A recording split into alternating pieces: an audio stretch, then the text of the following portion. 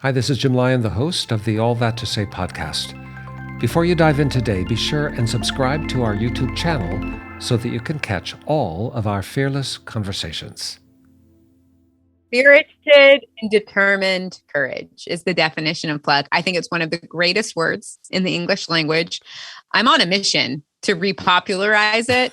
And one of the great joys of my life now. So I took a screenshot of the usage because, on Google, you can see usage of a word. So before I launched my book, I took a screenshot of the usage of pluck. And in several, I'm going to give it a few more years. I'm going to check in and see if there's been any uptick. But one of the great joys of my life now is that because it is a more rare word, I would say, I don't know, once every few weeks at least, I'm getting a random text message or Facebook message or DM from somebody who's reading a book or an article and they see the word pluck. And so it's very exciting. But the point is, yes, it is, there's kind of two things about pluck versus luck that I was rebelling against. One kind of comes down to this notion of beginner's luck. Is a phrase that we have in our English vocabulary. And it means this phenomenon of when a beginner is successful, we call it beginner's luck.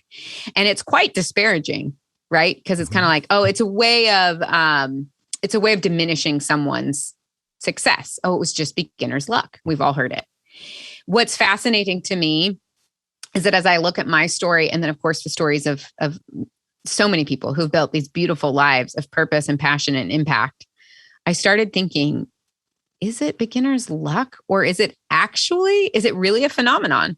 Or are there things that beginners actually do more naturally and their success isn't actually despite their beginner status, but it's actually in part because of it? And that's the whole premise of the book. Is that actually beginners will do things more naturally. And as we become more competent, as we reach this status of kind of like experts and excellence in our field, actually something happens to us. It's called the hypothesis of earned dogmatism. And as we start to associate ourselves more as experts, we actually decrease our curiosity, our creativity, our innovation, which of course ultimately is our effectiveness. And so in the same way, billions and billions of books are teaching you how to be an expert. My little plucky book is the one that's going to say, I'm going to teach you how to go back to the beginning, because I deeply believe that to be a creative, innovative leader, that you actually have to be just as intentional about channeling your inner beginner as you are about pursuing mastery and expertise.